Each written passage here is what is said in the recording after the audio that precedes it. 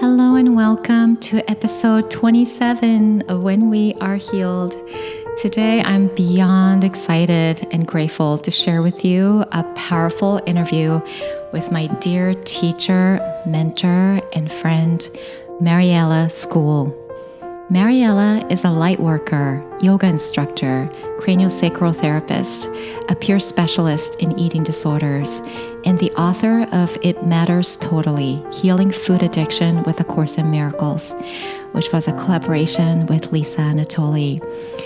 And she's also a beautiful artist and a children's book illustrator. And through her work, Marielle facilitates opportunities for healing, practices of self-love and self-care, and connection to our intuition. Marielle is someone I deeply respect and look up to as a light worker and a human being. She has such a nurturing, earthy, feminine presence, so down to earth. And as she describes in an interview, her yoga philosophy is about creating a safe place for the soul to land through reconnecting with the body and the earth. And I love that so much. And at the same time, she's such a powerful intuitive and medium who has had many incredible experiences of communicating beyond the veil with the angelic realms and the afterworld. And we really are going deep today. And a thread that's tying it all together is Marielle's personal healing journey of recovering from a life-threatening eating disorder, then immersing herself in yoga and A Course in Miracles, and holding space for her loved ones as they were dying. And everything that Marielle is sharing in this interview has really helped me shift my perspective on the challenges of life, particularly around eating disorders, sickness, and death. As you know, there's so much fear and judgment wrapped up around these subjects in our society, but the truth is there's so much love and freedom beyond all of it. The truth is all of us, every single one of us, is being cherished, loved, supported, guided every step of the way in the visible and the invisible realms. So without further ado, let's dive into our conversation with Marielle School.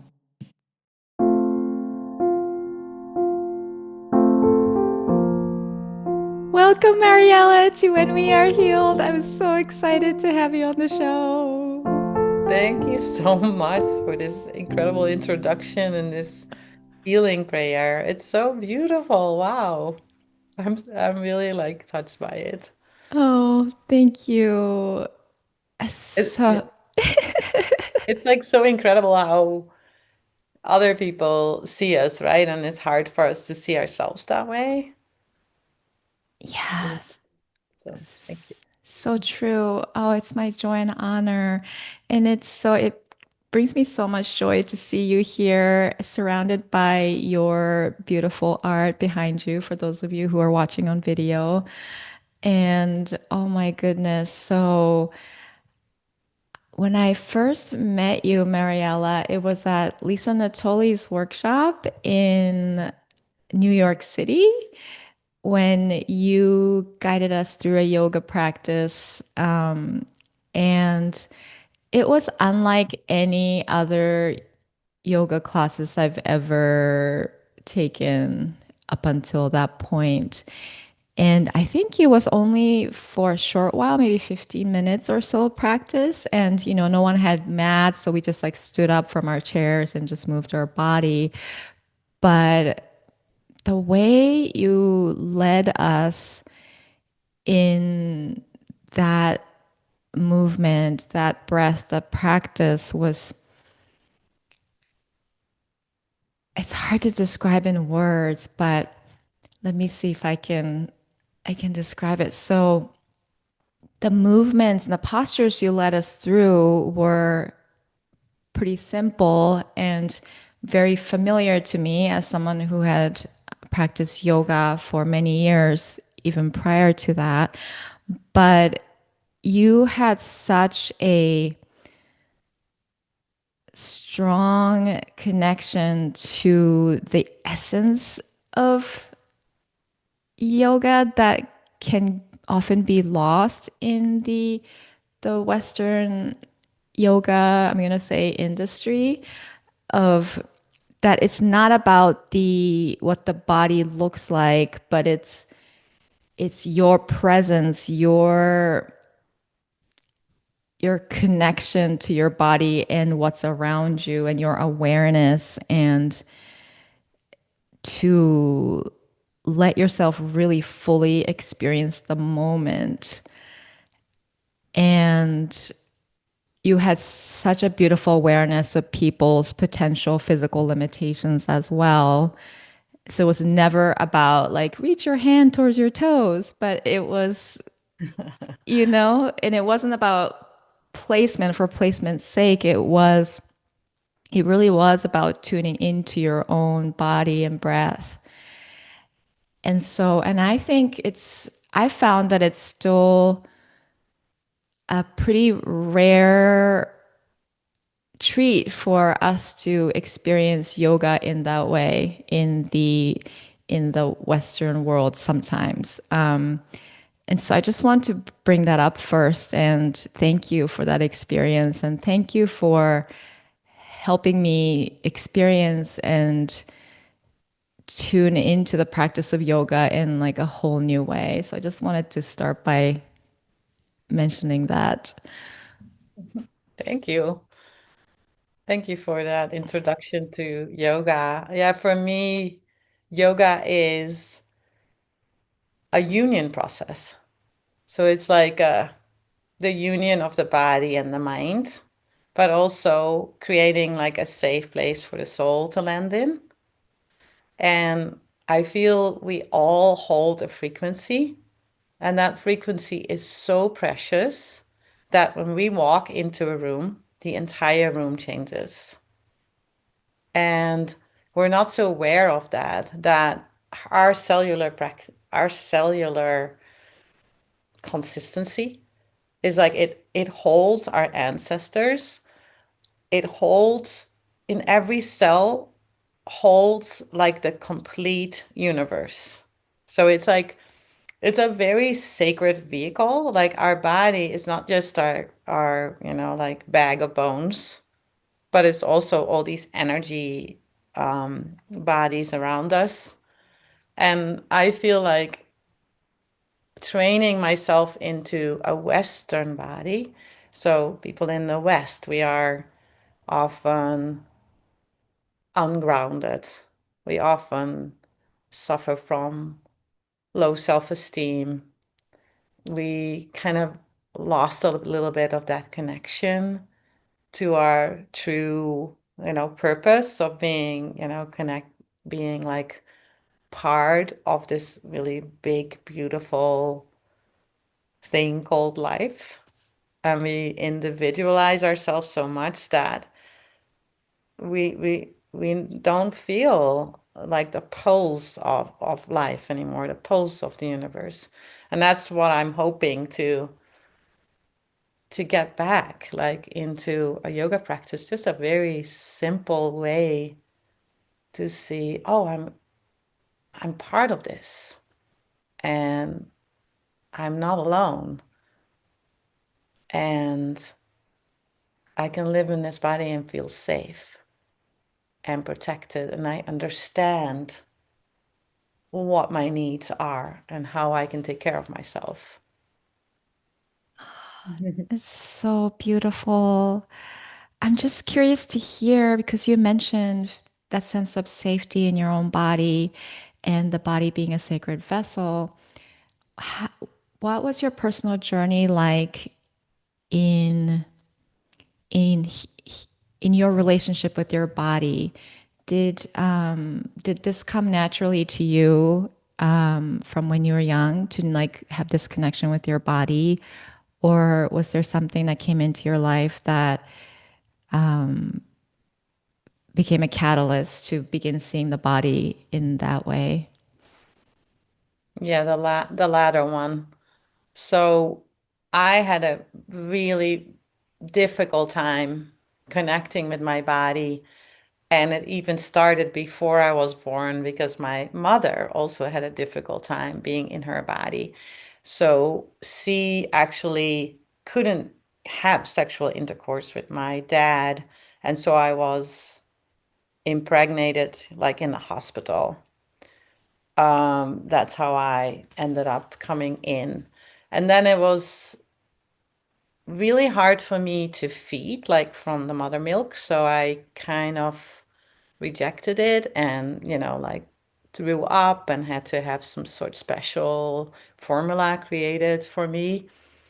And so food, like the most nourishing thing in the world, like the kind of your first connection, right, with the world, the mother milk, I couldn't have it. And then I always had a hard time really fully embodying. So as a child, I would go out of my body and go into the light, like I would literally just disappear in the light, where there's no time and space, so nobody would notice that I leave.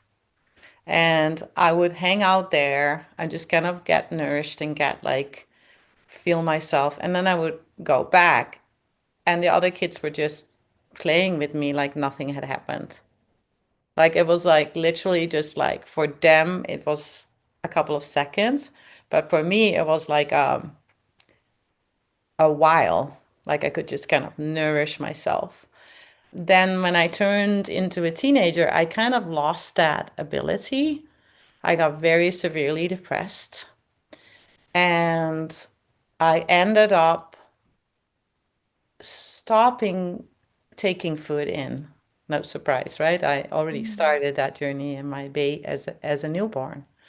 And so I stopped eating, or I ate very little, but I didn't do it because I wanted to pass on. I mean, at least I thought I didn't.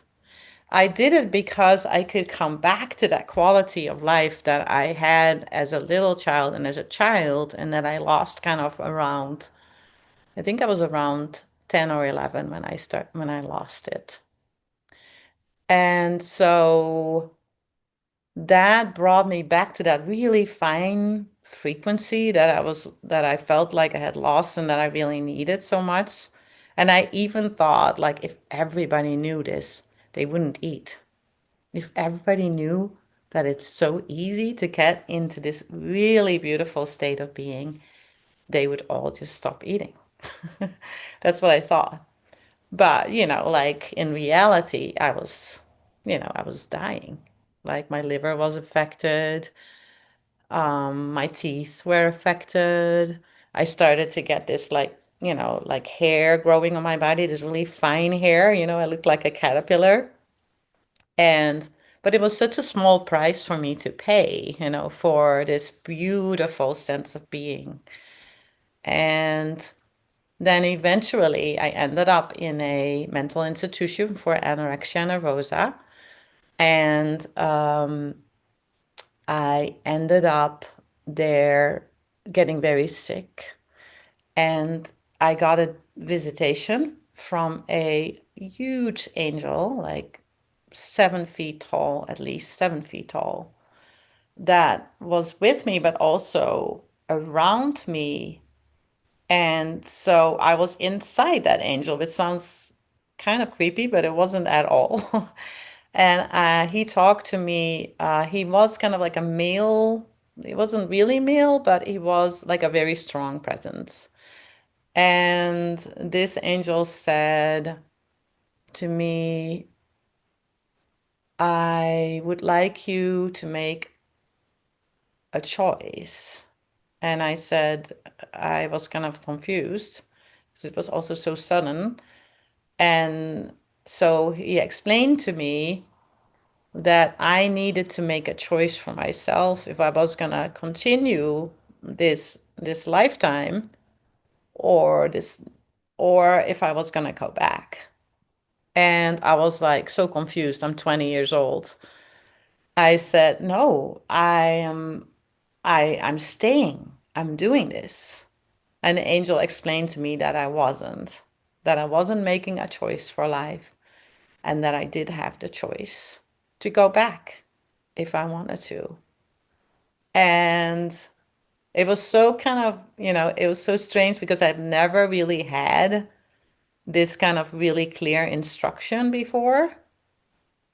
So I said, I want to live. And the angel said, good, you're making a choice. And there was just this influx of love and, peace. And so he disappeared. Needless to say that I never talked about this until 2014. That's when the first time that I mentioned that this happened to me. Because from 1989, and I was in a mental institution at the time, till 2014. And I was just like, I need to keep this to myself. And it's interesting because that's when, like, kind of in the early 2000s, that's when people started to share their stories. And I found out that there were other people that had similar experiences. And that made me very happy. My life, needless to say, was very different because of that angel. So I only actually connected with spirituality from then on. So I went when I was 23. I received my first teacher, Sai Baba, Satya Sai Baba. He lived in Puttaparthi, all the way in the south of India, called Andhra Pradesh. And he just showed up in somebody's home and became alive in his portrait. The person went to the bathroom and he just looked at me, and I was like, what's going on here? So I asked that person, like, who is this? And he said, this is Satya Sai Baba. And I said, oh, okay. And I knew that I had to go there. And when I went to see Satya Sai Baba, I burst into tears. So then the second time I saw him, the second day, I was thinking, oh, I should have brought some tissues. And Sai Baba came in, and it's this huge temple, like there's thousands of people. And he walks past me, and then he stops. He turns around. He looks in the crowd. He sees me, and he hands me a tissue. It was this unbelievable moment of recognition that we are one mind, and that we're always one mind, and that our wholeness is really the only thing that we want. We just want that wholeness. We all feel lonely, like, and that's from Sai Baba. Like, Sai Baba started saying to the people, hey, I don't really want you to follow my tradition. You need to find your own. So I was kind of sad because I could recite the Upanishad. I could sing these perfect bhajans and I could do all the rituals. But I listened. And not long after that, I came in touch with A Course in Miracles. So from being very active in the Sai Baba organization for 7 years, I started to read A Course in Miracles. And so that's also how I ended up in the United States. Oh, wow. Thank you, Mariella. I feel so honored to receive everything you just shared. And thank you for being willing to share that with everyone who's listening. I've known you for several years now, but I didn't know this story about the angel coming to you and asking you about making the choice of whether or not to continue with your life. Oh, wow. So there's, I would love to touch upon your connection with the beyond the angelic realms down the line. But first, since you mentioned the Course in Miracles, can you tell us a little bit about the role that the Course played in your healing journey? Absolutely. The Course in Miracles really resonated with me immediately. It wasn't like a graceful process. It was kind of an ugly process because when I started reading A Course in Miracles, and I'm Dutch, I did speak English, but not like very advanced. And this book is profound. It has this Shakespearean rhythm, it has all these really beautiful words. And so I got the book from the American bookstore in Amsterdam. I was living in Amsterdam at the time. And I started reading. And I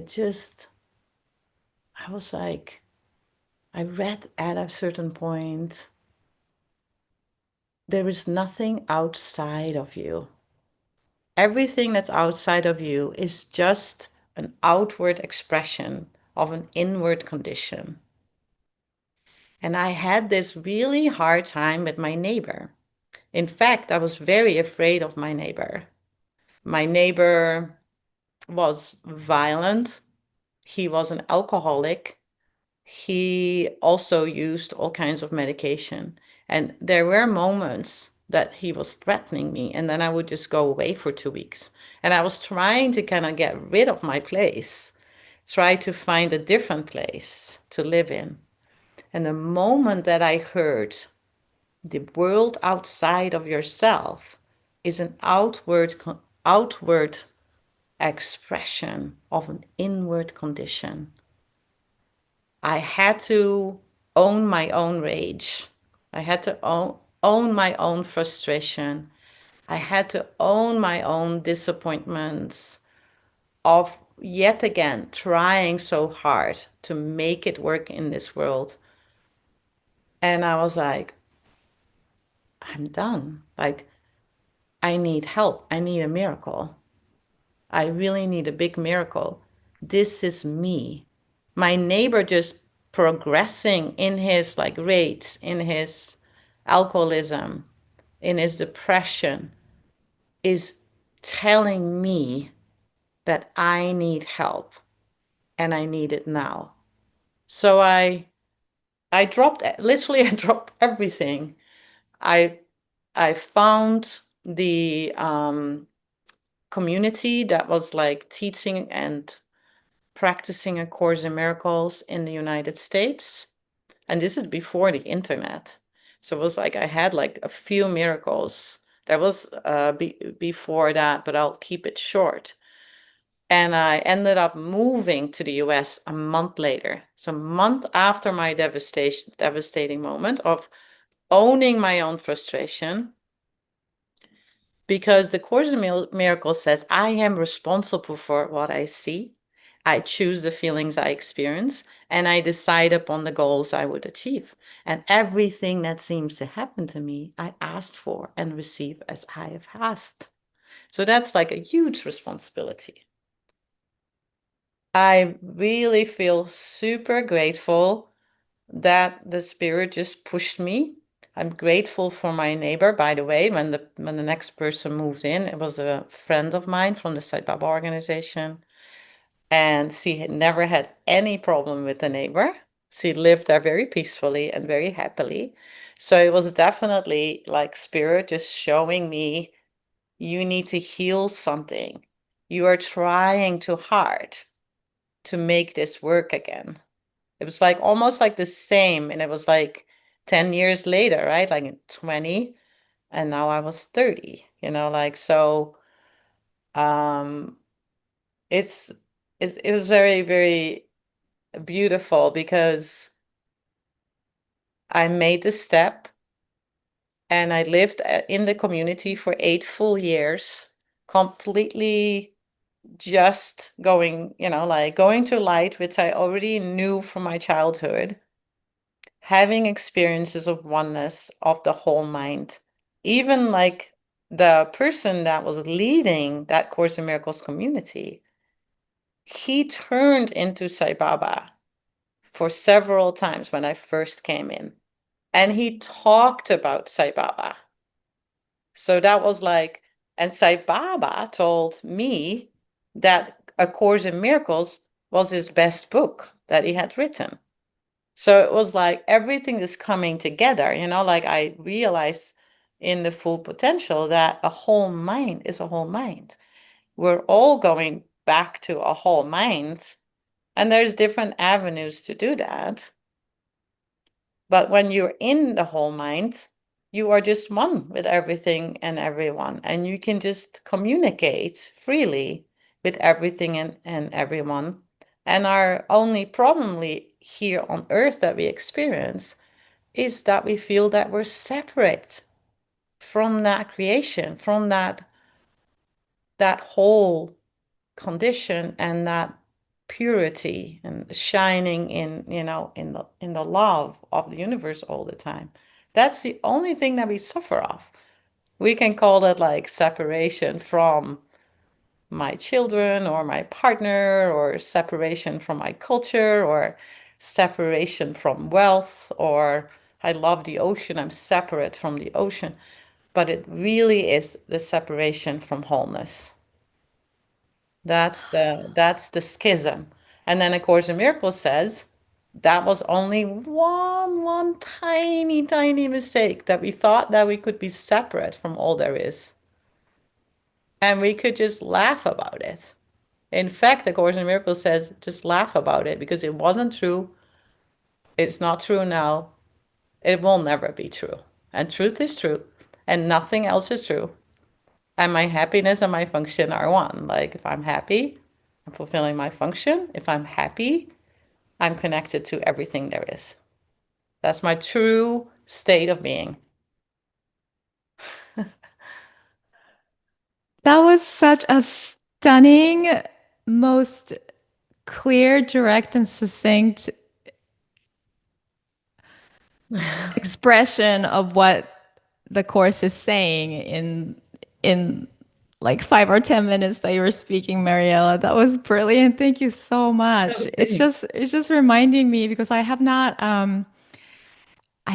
really focused on the course as my own practice this year, but it's just reminding me of how powerful it is and why I love it so much. That responsibility for sight, that taking responsibility for everything we see, and that we have that choice of like whether we see it through love or fear. And I love that you mentioned the word wholeness keeps coming up. And I think that word often is used in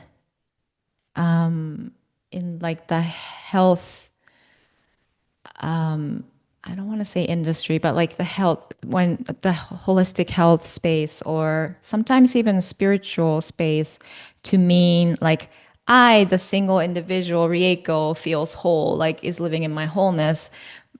But in fact, wholeness isn't possible unless you include all of everything.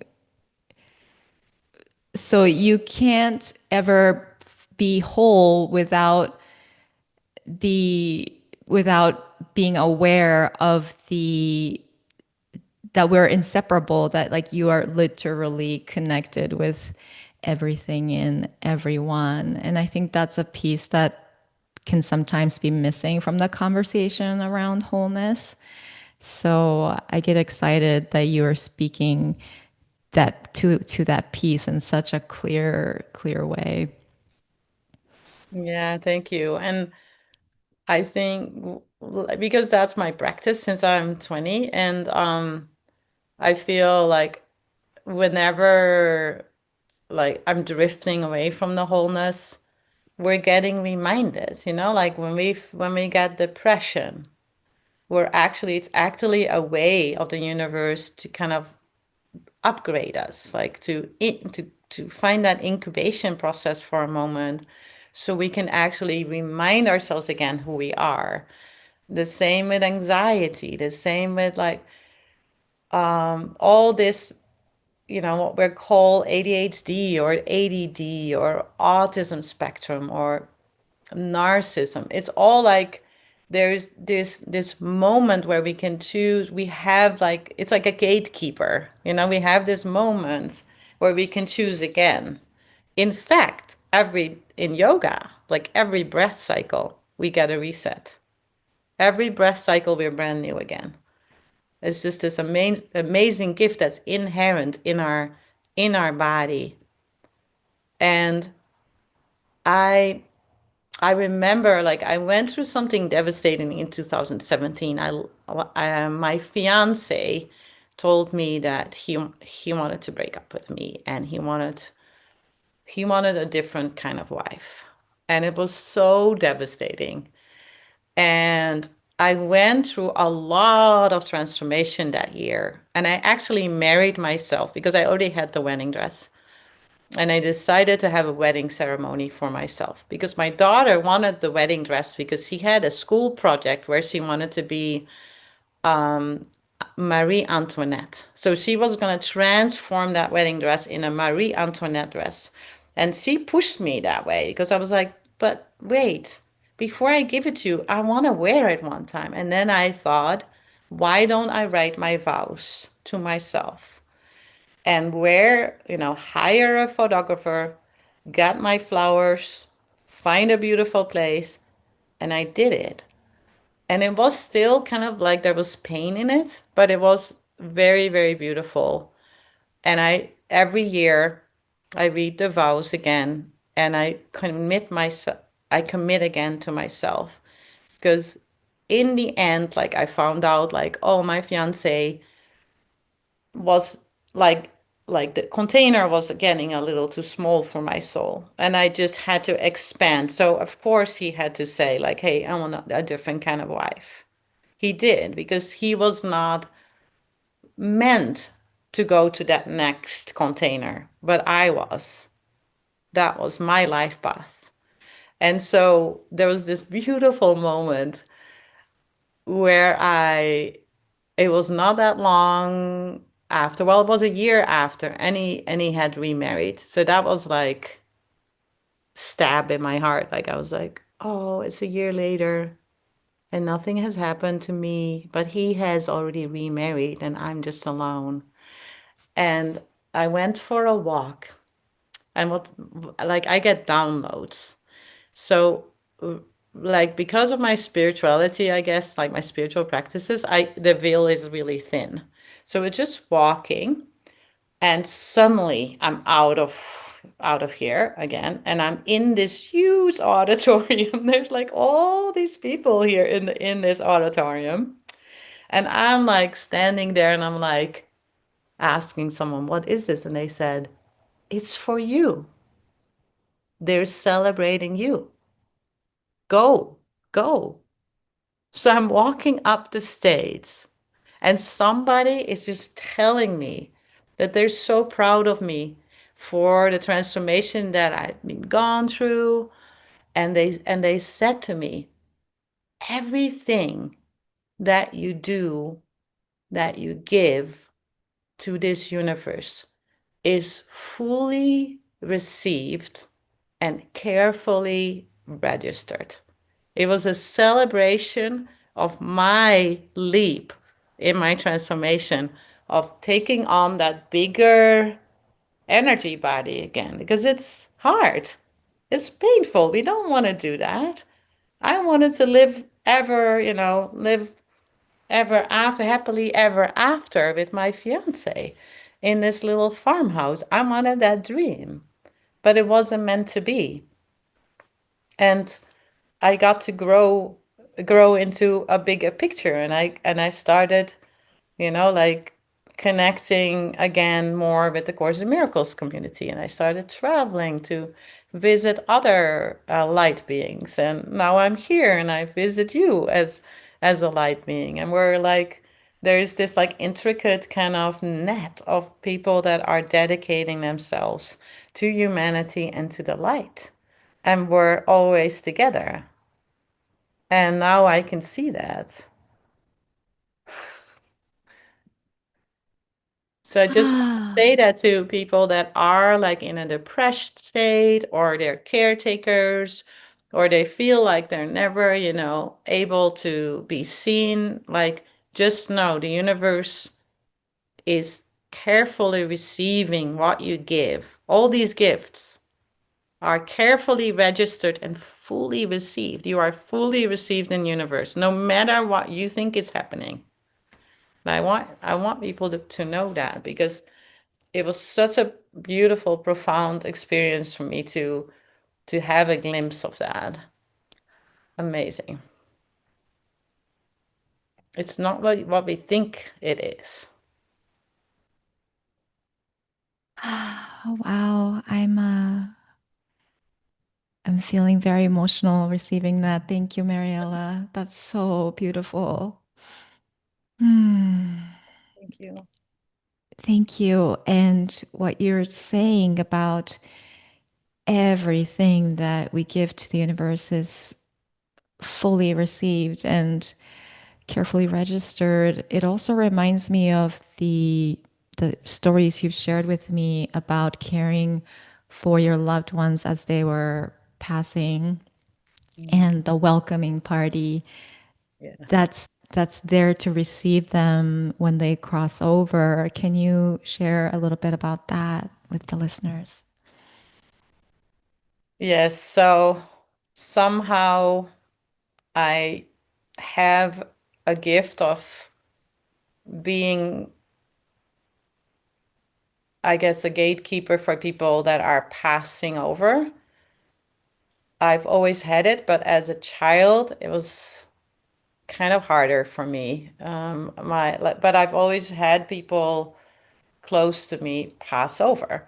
So the first one that passed over was my cousin, and I was a child. He was 6 when he passed over, and it was the most exquisite party ever. Like, it was so, so beautiful. I felt as a child after that, like for months, the whole world, like the grass and the trees, everything spoke to me because of his passing. So I kind of got like that gift of from him passing.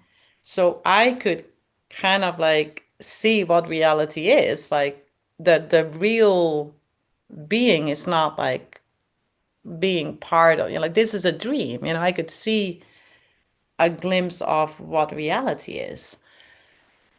But it was hard to integrate it because the pain of my uncle, who was also my godfather, that he lost his son as a child, I felt so incredibly lost with that pain, of him having to, lose his son, and me losing my cousin. And then it happened again when I lost my best friend. So she passed, and I was in Amsterdam. She had a surgery, but it all went well. Like, we were laughing on the phone with her boyfriend because he said all these silly things because he had a brain tumor removed. But everything was like perfect. She was taken out of intensive care. And then at night, she showed up next to my bed. And I freaked out. I freaked out. I said, Corey, please, don't do this to me. Please, please leave. And then, of course, 2 hours later, I got a call from the hospital that she had passed. And then I felt very sorry. So I was like, Corey, I'm sorry, and she she showed up again, but in a different form at her, at the day of the funeral. So then the most exquisite passing that I was part of was when my dad passed away in 2019. And I asked him if he could keep his what's that called again, when you have like your vein that gets like liquids.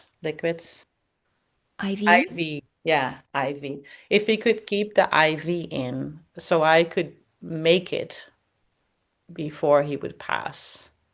And he said yes to that. So I traveled. It took me, it takes 24 hours to travel to the Netherlands from where I live in Wisconsin.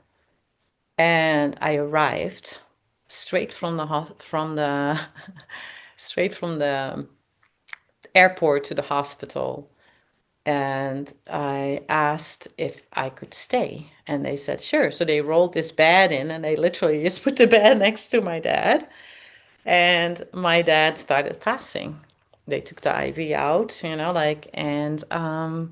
I was with him.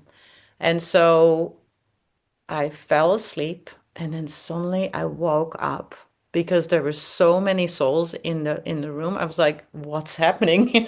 So I sat up and I realized that they all came to pick up my dad and they were all there as kind of as a passing ceremony, but more like kind of like it was just a big party. They were talking, they were happy, and I was so happy for my dad.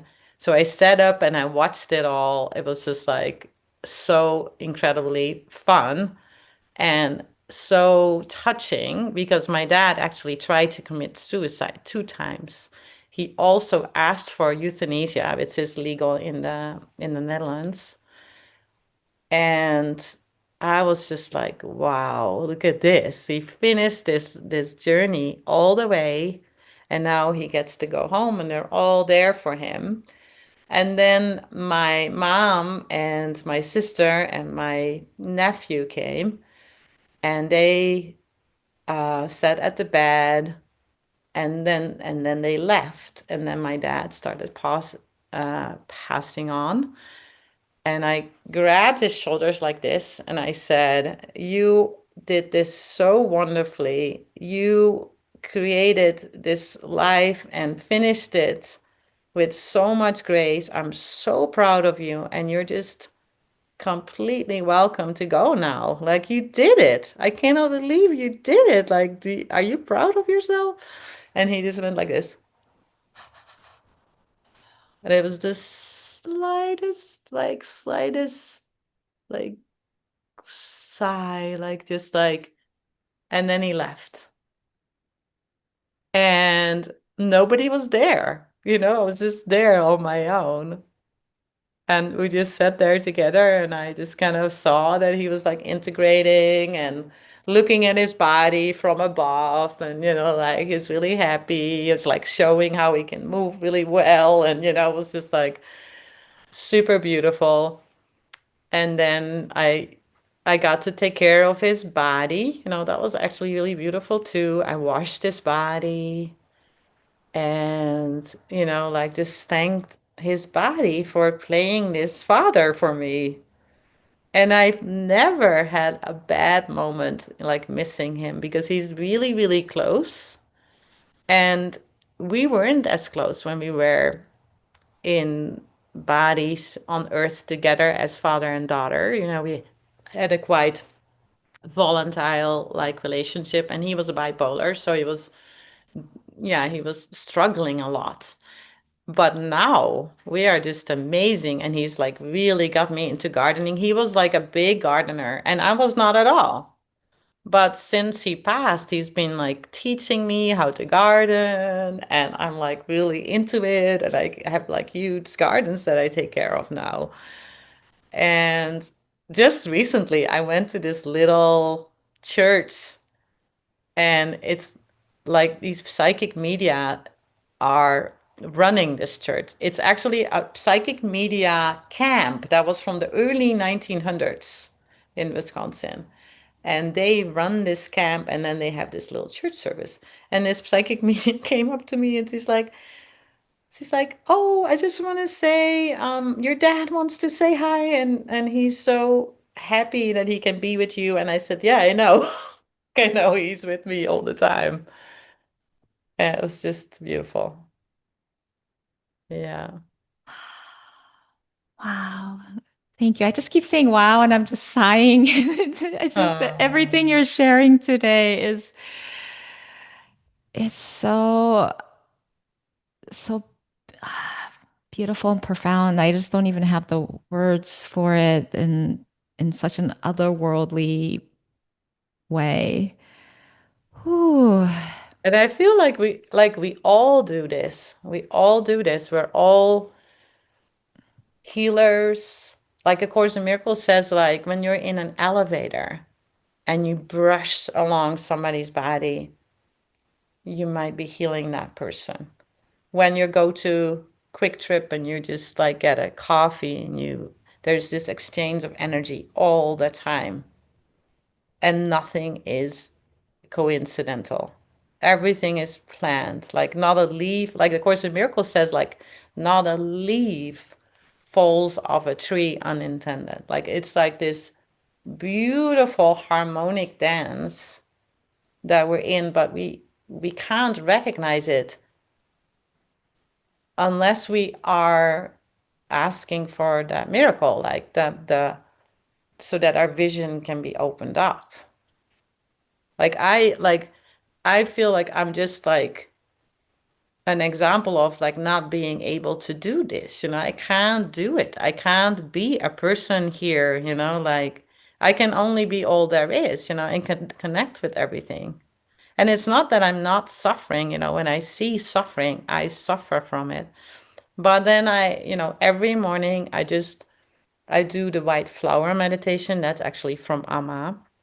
So she is another very strong teacher in my life. After Sai Baba passed, Amma came in my life. And I just like, she has this mantra where you like let white flower petals flow on affected areas or people that are suffering. And in the morning, before the daylight, I connect with that. And then also I I work with people, like I because of my own eating disorder, like I guide people with eating disorders. I'm rewriting my book, the It Matters Totally Healing Eating Disorders with A Course in Miracles. I'm rewriting it. I'm working with kids and adolescents right now that have eating disorders or other mental illness and I just go to the schools and work with them. It's like it's not like it's a very like I feel like a whole mind is a very grounded mind. I grow my own vegetables. I go to the schools, I go to the communities to, like help people. But at the same time, I know that this is a dream. This is not real. And I just kind of like, I just show up, like I'm like, I kind of think it's like kind of cool, I can just ride my car and I know there it is like the other cars on the road and we're all together in this like dance of like this universal dance. I think it's so beautiful. I love that, the universal dance. Oh, and I would also like to ask you, Marielle, about how art has been part of that dance for you. Because I know, especially in the last several years, you share your beautiful illustrations in your emails and on social media that has such a this sparkly energy of innocence, a childlike innocence and joy for that universal dance of life. Were you always drawing since when you were young, or is this relatively a recent development for you to focus on your art? No, I was always drawing and I was always drawing other worlds and other frequencies. And I think it was kind of a reminder for me as a child, like, okay, this is to remind myself who I am and to fully establish in that. It's also just my job as a frequency holder. Like I feel like I'm a frequency holder. So the drawings, they hold a certain frequency that makes it like hopefully as a tool for others like to connect with that in their own heart. Yoga is a frequency that helps people connect to their own heart, to their own grounding, to their own beautiful expression here. Craniosacral work helps people to down regulate their nervous system so they can connect and kind of start remembering again in the muscles, in the tissue. Oh, this is who I am. This is how I can feel. And so I feel like that's, yeah, the universe is creativity. Like it's, we're creators. We have, like the art, like the universal source made us just the same. Like we're constantly creating. Like when I wake up, I create this whole room around me. And I think that it was there before I went to sleep. But the Course in Miracles says, no, you created that. You open your eyes, you see it, that's yours. And that goes a little far, but I know that it's true. And creativity is love, love in action. Service is love in action. All these motherly, like I'm a Mary, my name is Mariella. So I really come from that line of Mother Mary. That's like I really connect with the mother, the nurturing and the so tending to gardens, protecting, the life and Mother Earth, and taking care of those who in the community that do not get protected, or that are maybe suffering from poverty or mental illness, or that's my like job description. But really, like happiness, creativity, that brings us in that frequency, whatever it is, music, dancing, like you're a great dancer, um, being, yeah, just being like, I mean, my friend Uli, she always talks about that, like this, the art of being. And yeah, it's really very simple. Like it does require a childlike state.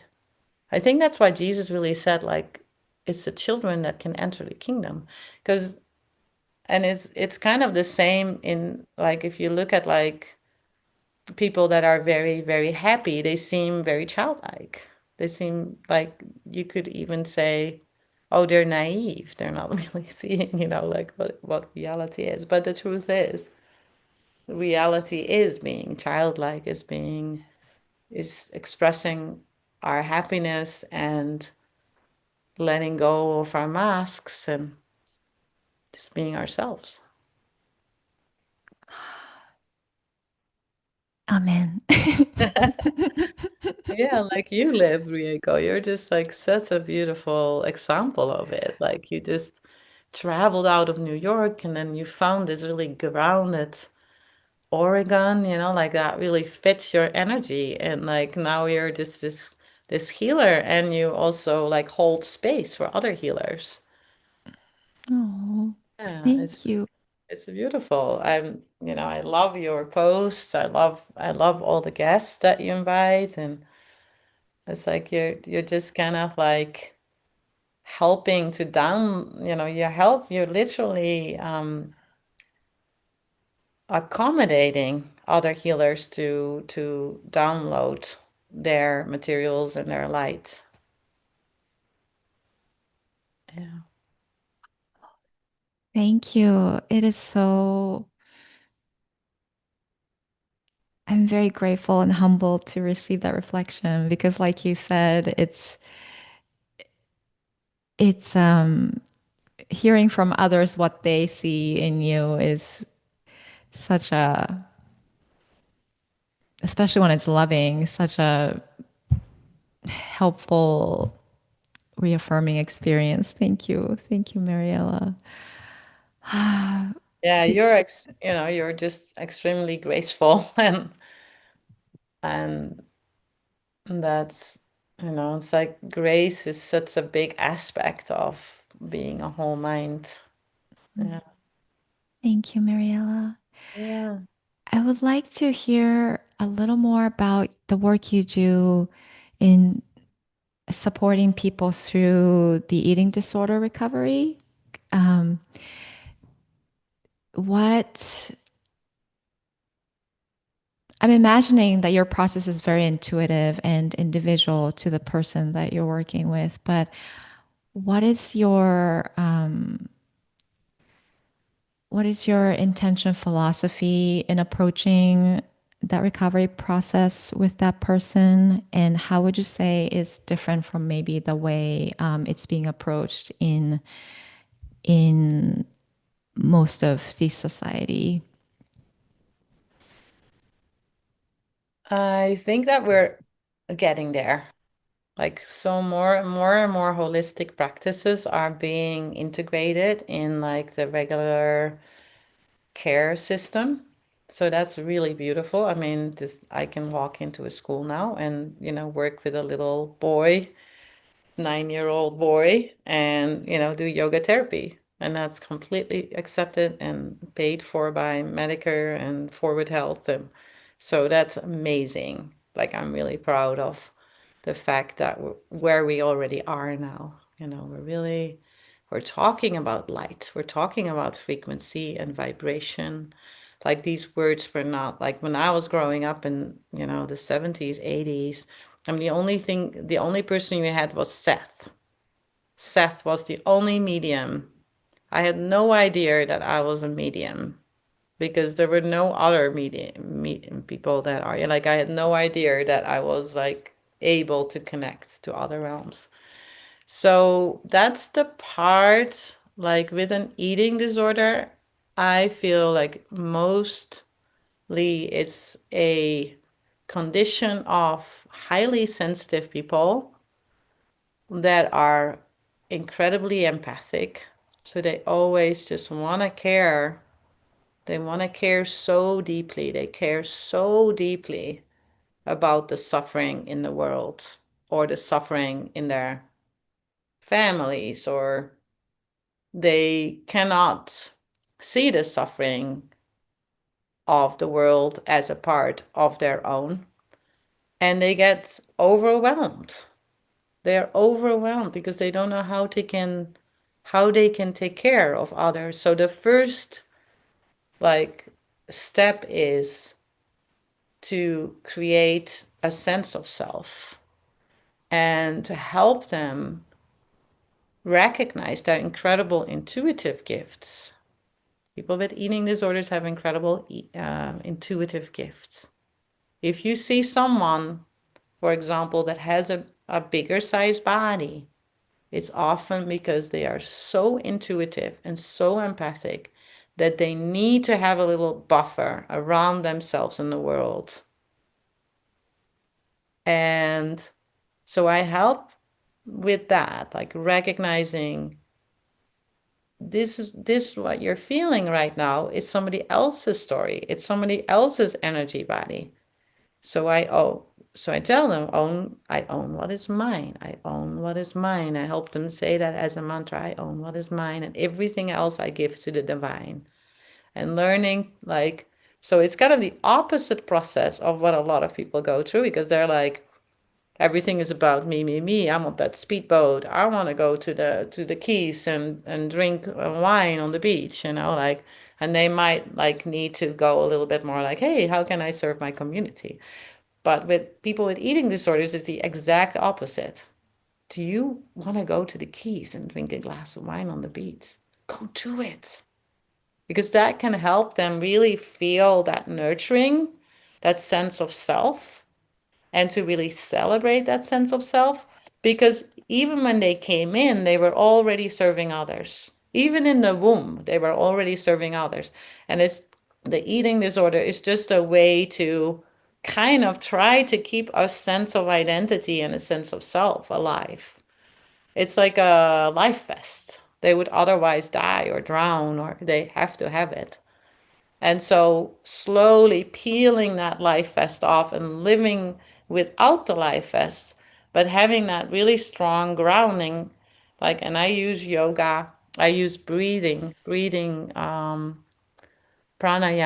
expansion of breathing, because the breath is, the breath of like learning how to breathe from the earth, getting the nutrients of the earth, getting the minerals of the earth, getting to rest while we're here, knowing that the earth is taken care of, like fully giving our bodies to the earth, and then honoring that sense of self. Also, I like it's kind of a process, it starts with like nurturing, finding that basic nurturing. Just, are you hungry? Are you angry? Are you lonely? Are you tired? Halt. That's from the 12 steps. But it's like, what are you feeling?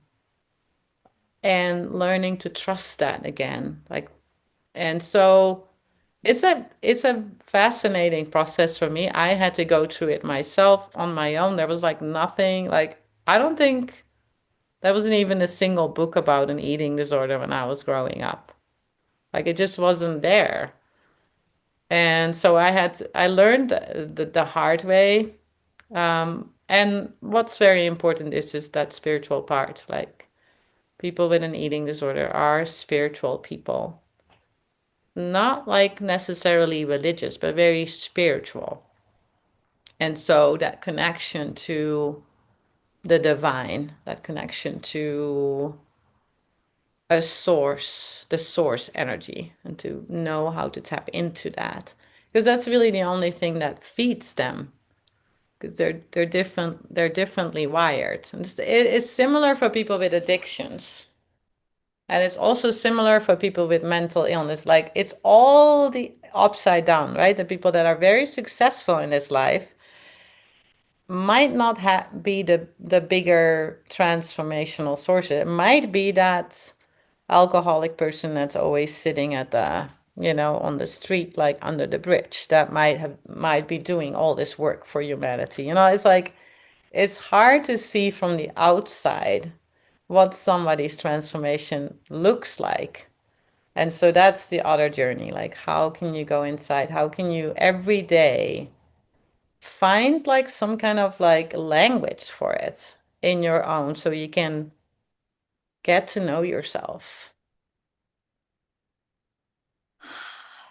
Thank you, Mariella. I'm imagining that so many of us who are currently struggling or have struggled in the past with eating disorders and addictions have felt so seen and heard and understood by what you just shared.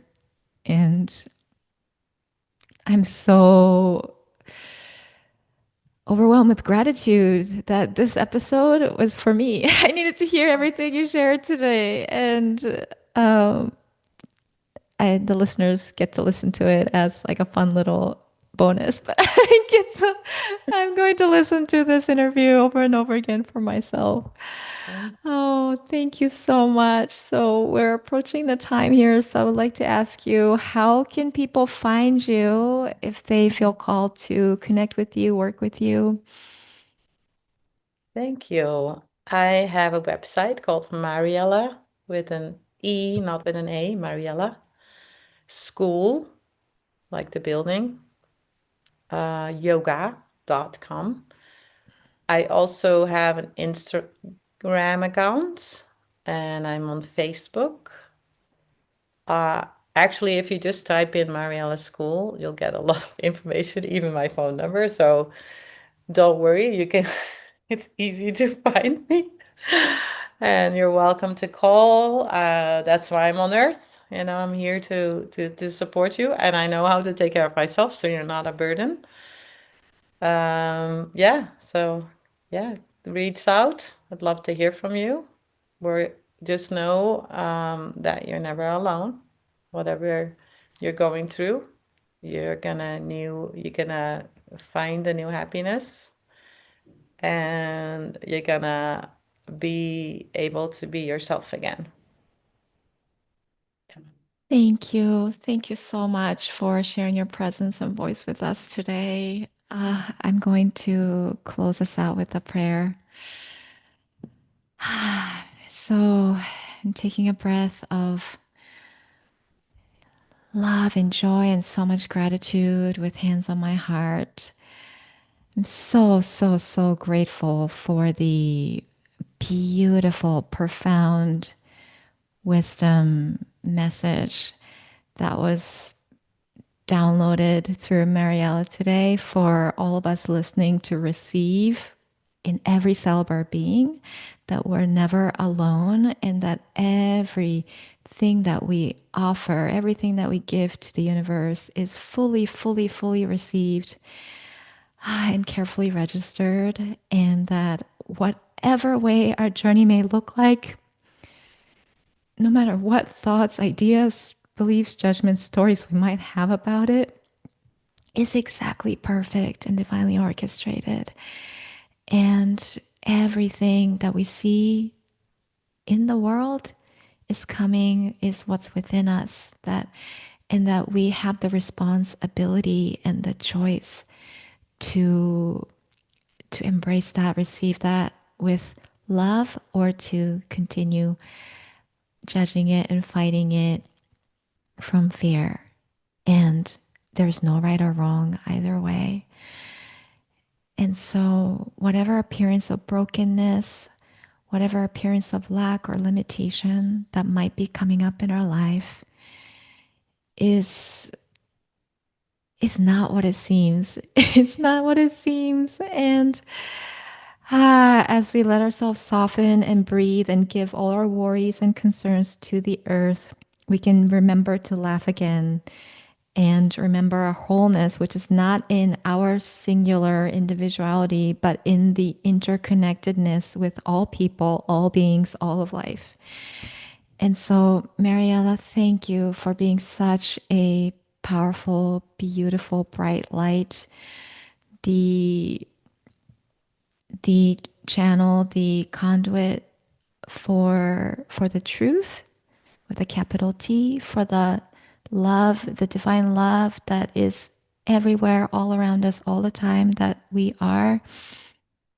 And I know that this conversation, this episode, Marielle's message is will reach the exact people that have been longing to hear it, and it'll have rippling effects, amplification of healing and love across the entire universe of time and space.